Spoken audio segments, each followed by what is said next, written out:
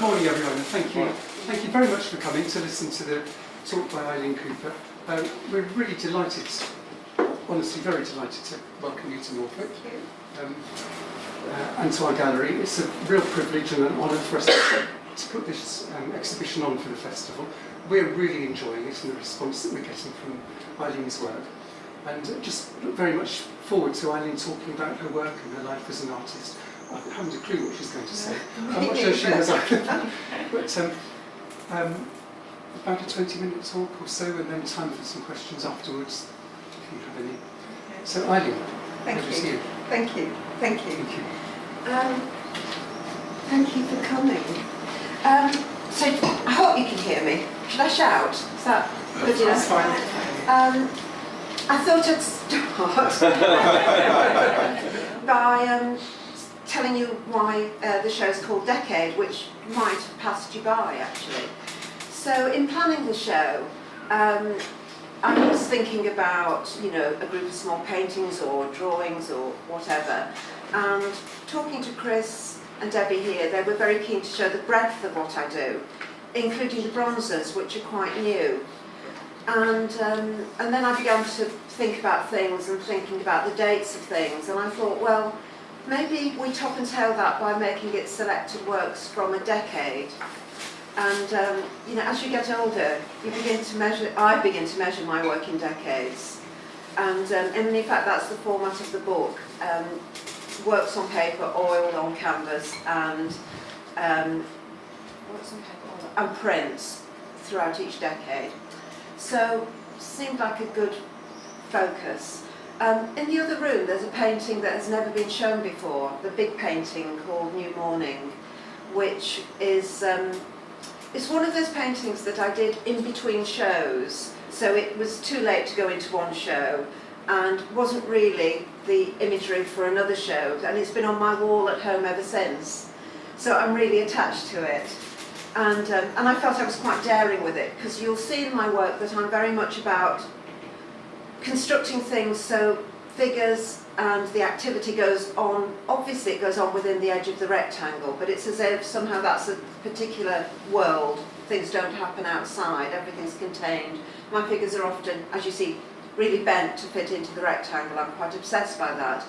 But in New Morning, very deliberately, because it's an interesting size for me, and an unusual size, so I very deliberately had the sort of central figure cut off at the waist, so she's inviting you into the painting, and what you're looking at is the view of the two people sleeping. And I really like sleeping figures. One of the things I struggle with as a woman artist and the tradition of the female model is that sort of availability of female nudes. So how do you make that? And I particularly like using female bodies, and they're more often than not, in the past they were always naked, but I would say they were clothed in colour, but now they are sketched in with clothes on top. There's a kind of modesty has crept into my work as I've got older. So I'm passionate about drawing. I understand the world through drawing, and I really think one thing I'm quite certain of is that you can actually teach anybody to draw, because what you're teaching them about is how to look in a sustained way. And when I learned to drive when I was 18, I got the same feeling of exhaustion after a lesson, of total concentration in something new, that I had when I learned to draw from the model. And I have taught life drawing a lot, and recently I've returned to doing some objective portraits. So you know well there's a difference between working from memory, imagination, feeling, and working from things in front of you, from the objective world. And that's how I started off, and now I'm doing that again with my portraits, which are just for me at the moment. I don't know what will happen to them. But I like the idea that you get to be quite competent at something, as I was with drawing from life, drawing from things in front of me, and then subvert it slightly by just kind of putting it in to a side or in a cupboard separately, and then trying to explore another way of drawing, which was more imaginative. And when I did that in my early 20s, when I was at Goldsmiths College, something really happened for me, and it was very exciting in a way that I felt drawing from life wasn't very exciting. Now I'm really excited again about my portraits. Anyway, in between times, as you can see from my work, that was how I developed themes, personal themes, but universal themes, without really trying, quite connected to my life. I didn't really expect to be painting mother and child imagery, but when children arrive, it's hard to put them to one side. So a lot of my early work was about family life. But I would hope, rather than it being anecdotal, it was more of a maybe allegorical or poetic description of, you know, those emotions in family life. And I always felt my work was a bit like stage sets, and that's something I aspired to, where only the really necessary things were on the stage. So they could be quite empty, apart from a chair and a pair of shoes, or a curtain, or in that little print there, meeting, you know, the hat and the steps. So she had to be sitting on something, so she needed some steps. And I don't really remember where the hat came from, but the very minimum of ingredients to make a suggestion of this sort of moment of what you're trying to describe, which I think, like most artists, if you know what you're trying to describe and then you execute it, that's one thing, but it's much more exciting not to know and to discover what you're trying to say through saying it. I was recently reading a little bit about drawing, and the chapter was described the thinking hand in a book by Diana Petherbridge, and I thought that really sums it up, the thinking hand. And another mantra I have, and I always spoke to my students about, was thinking through making. So don't know too much of what you want to do, you know, have an idea maybe, and quite often my paintings would start from a little photograph or an illustration, or I'd seen something in a museum. So the shadow pieces are that thing we did, every one of us, and children across the world do, and adults do, of making shadows on the wall. And that I was just reminded about that because I was looking through a children's book, and I thought, oh yeah, that resonates, I can really use that. And in fact, the shadow paintings were slightly a darker side of my personality coming through, I think, not just because you're dealing with a half light in a shadow, but also there's I don't know, something. So layers, those layers of meaning are what really interests me about any artwork. People might say, oh, your work is so amusing, and I think, God, please look beyond that. I hope it's not that amusing, because you want disturbance, you want sensuality, you want life experience, all those things, but above all you want them to be accessible, because I do think that art is a means of communication for me. First and foremost, I'm doing it for myself in my studio, and if I'm not making something at some point during a week, and that stretches into 2 or 3 weeks, then I am really not a very fulfilled person. I'm just, you know, how would I fill my time if I don't go into my studio? So I think I really I found myself as an artist. However that's assessed is something outside of me. I know that I'm an artist, and it's quite a big step for a young person to take to describe themselves as an artist. I'm not a young person anymore, so I think I've tried to deal with all the things that life's thrown at me, or things that have been open to me. So the sort of transition from childhood to being a young woman, and that sort of exploring sexuality, eventually finding, you know, a lot of my work was about love, and then the love of children, which comes like as a sideways thing.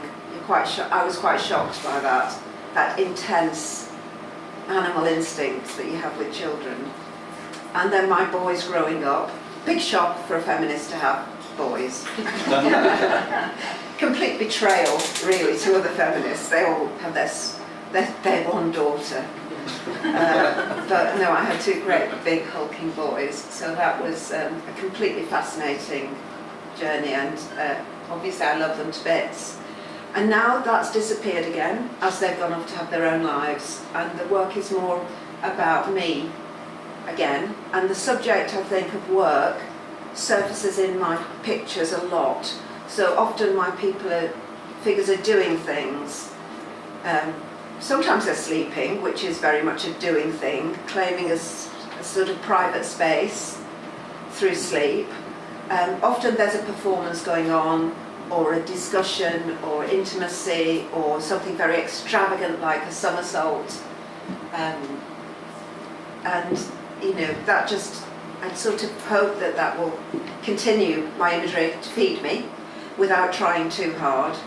But it's very good to get the odd idea as well. So I've been lucky enough to work from the ballet Giselle a couple of years ago, Akram Khan's new production of Giselle. I followed it through at English National Ballet from the first rehearsals to the theatre previews. And so the painting around there, which I think is called Pause, or Peace of Mind. Anyway, it's this kind of backwards somersault figure, very closely related on my studies of Giselle. And these two prints here are part of a series of 6 lino cuts that were also based on Giselle. So that was a tentative step back to drawing from life. Although trying to draw these ballet dancers as they threw themselves around the rehearsal studio, never stopping, was quite a challenge. I always want to be out of my comfort zone, and that's why I started to do the bronzers. And as I've become more successful as an artist, I'm able to resource my practice in the ways that a lot of young people can't, and I couldn't when I was a youngster. So I can afford studio time if I need to go and work in a workshop with somebody. I can have assistants. I can have, in this case, wonderful artist Kathy Pilkington, who's a Royal Academician, coming to teach and assist me to make the bronzers, which are first made in wax. And I think they have an incredibly strong connection to everything else I do, which just seems so weird to me that happened. That they are unmistakably, I think, my work. Have I talked for 5 minutes or 20 minutes now? 12. 12. Okay. So a career is full of milestones. As an artist, you can never take anything for granted. So when I emerged in the late 80s and was very successful very quickly, very in demand, you realise that the art market is very tied up with the financial markets and people being in work or not in work. And there was a crash around about 1989, 90 that really affected the art market. And that coincided with me being kind of not young anymore, not established and not cheap. So then my career flatlined for a bit, there's always great benefits. And that made me even more entrepreneurial and resourceful in the way that I could continue my career. The work is a constant, but the things around it that you need to put into place, if you say to yourself, I think I've got the chance to really make my way in the world as an artist, and put things in place to help you do that, good people to work with. I'm very lucky because you hear terrible stories from artists who've been completely ripped off by galleries, and it's never happened to me. I've always worked with very good people, and I'm working with good people here. But I think for an artist now, in the way that 20 or 30 years ago you could pass everything on to a gallery to manage your career, and they would try to not just sell your work, place your work in museum collections, etc. Grow your reputation. That just very seldom happens anymore, unless you're with one of the big international galleries that doesn't suit everybody in terms of temperament, and is really so tied in with the money markets in the world that I feel it's not really my art world. I feel very hard to get my head around that. Lots of money laundering and, you know, big international sort of art fairs that, I mean, I say money laundering, but that's been written about, so thankfully I don't need to worry about that. Yeah, so career as an artist. There's a lot of stuff padding around that to make it work. And I heard Grayson Perry give a talk to my students. He was rather off-putting because he concentrated on finance a lot. But one great thing he said was, be nice, be on time, and put the hours in. And you know, that is absolutely it, especially putting the hours in. So I could ramble forever, but you might have interesting questions. Please. Oh, good. You mentioned something happened to you at Goldsmiths. Yeah. Could you say a bit more about what that something was? So this is 1971, and I'd come from the north of England, a foundation course at Ashton-under-Lyne. I got into Goldsmiths, basically with the very, very good life drawings, I have to say. And Bert Irvin, who taught me at Goldsmiths and then became a colleague at the Royal Academy, remembered my life drawings from when I was 18, when he was kind of nearly 90. So I was like a fish out of water. I was this person who worked like that, but it was when performance and installation was just beginning, and the whole of the teaching staff seemed to have, including Bert, embraced abstract expressionism, and a lot of the students were working in that way. I was a bit like a fish out of water, so I really lost confidence. And I tried to set up working with the model. And to be honest, models are very annoying and irritating because they need a break. They want to chat, they need to be kept warm. And being quite a nice person, I want them to feel comfortable. So, do you know what? It didn't really work for me. So that opened a door for me to begin to put that to one side, because that was quite a lot to deal with. Quite different from when you go into a life room and it's set up for you. You don't have to work with the model, but you know, at Goldsmiths, just maybe me working from a model. So I stopped because it was too much hassle. And then something wonderful happened when I started to draw from imagination.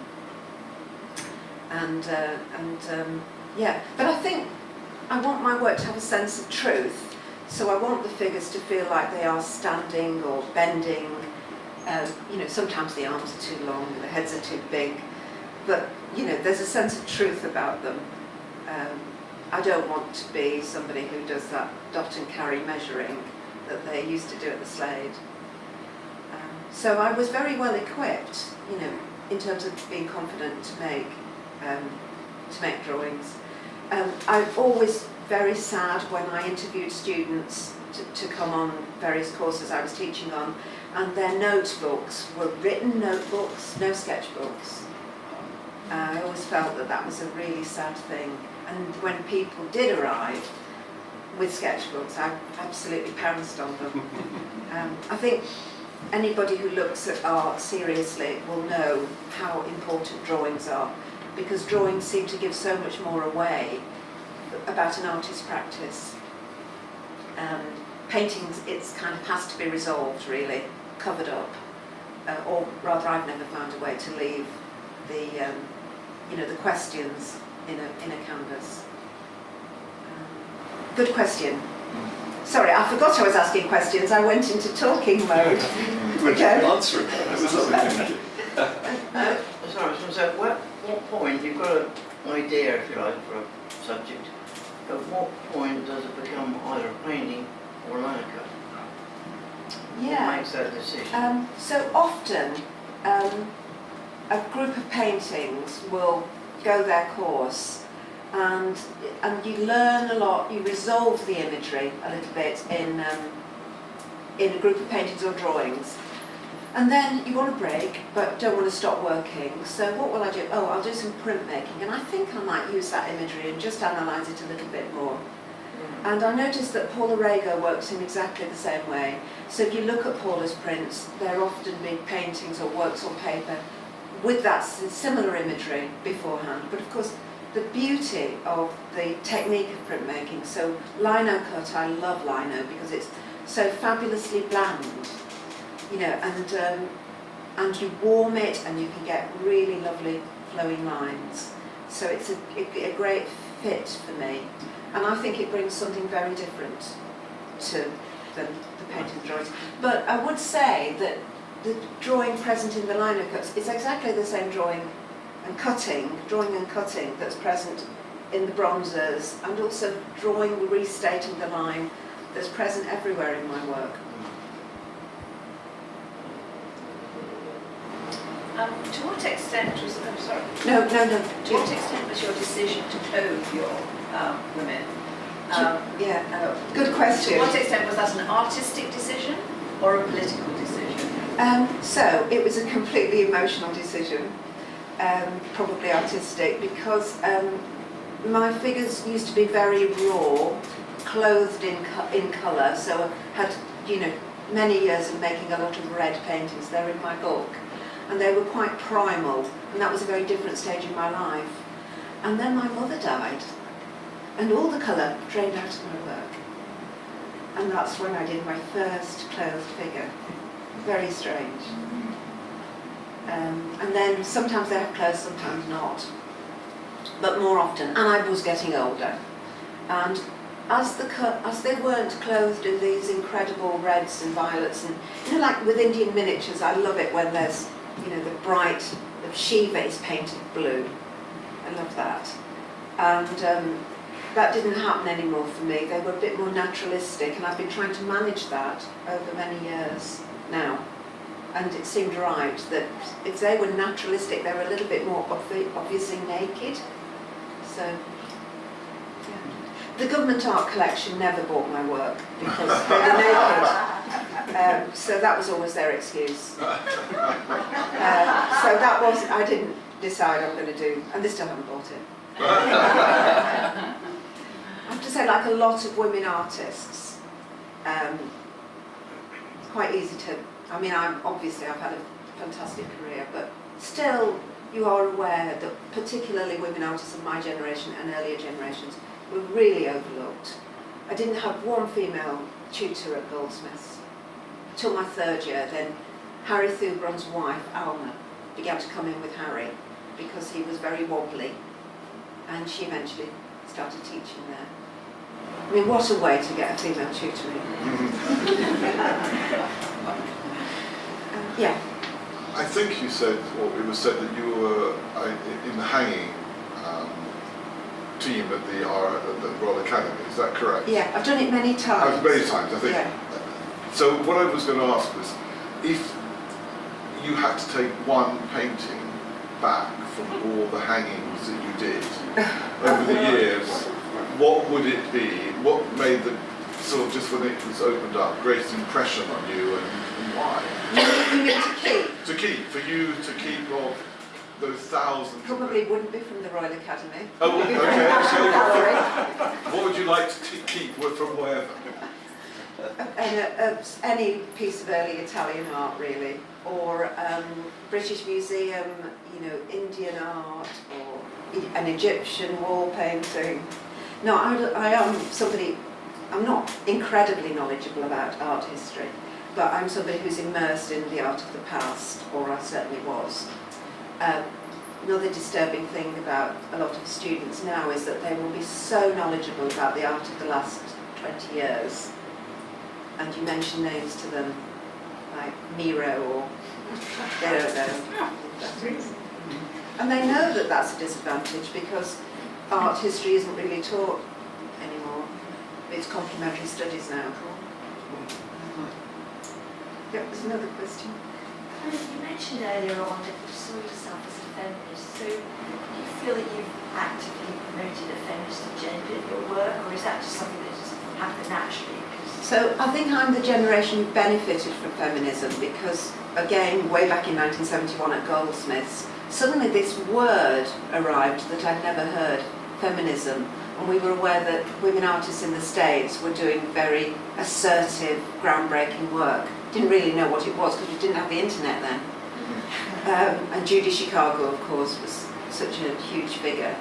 So I was always wrestling with the idea of feminism, and I always knew as a tiny child that I didn't want my mother's life because, you know, she was a very traditional northern woman with a very traditional relationship dynamics that were current there, and I knew that wasn't for me. So I think I understood that I was a feminist, but I've always been really pro-men, and in fact my feminism was not really shouting feminism until I got to the Royal Academy. So the more successful I got and the higher I got in terms of my achievements, the more I realised that there was this stuff out there that was pretty bad karma. And I tried to be as inclusive as I could be in my role at the Royal Academy. And when I hung the summer show last year, it was all about inclusivity. And I knew that I didn't even have to try to prioritise putting women artists in the show because I would just find them through my antennae and my sensibility. And that was always the case in an adverse way, that men didn't respond. A lot of male tutors and people who were selecting exhibitions didn't understand any sort of female agenda or woman's work, and it was really sidelined. Having said that, how can I claim to be sidelined? I'm very lucky. So do you think the RA has changed now, or the art world has changed? Yeah, and they're chasing their tail. You know, I mean, cleverly the Tate decided quite a long time ago, 8 years, that they were going to have a whole group of monographic shows about women artists. Takes you about 3 years to get a show like that, so they must have had a plan, and then it doesn't happen by accident. And now artists from different ethnicities. We went to a recent hang at Tate Britain, and there are several black artists, Indian artists in there, women artists. So I think that's all really good. But you do feel like, you know, and we heard recently that the National Gallery have just bought a painting by a woman artist. Oh, Artemisia Gentileschi's self-portrait. Good. So buy women artists now because the prices are going to catch up. Nurse transferred. One more question, perhaps. I answered it all. No more questions? Thank you for coming. I've got to do this again. Right. Come back. Thank you so Thank much. you.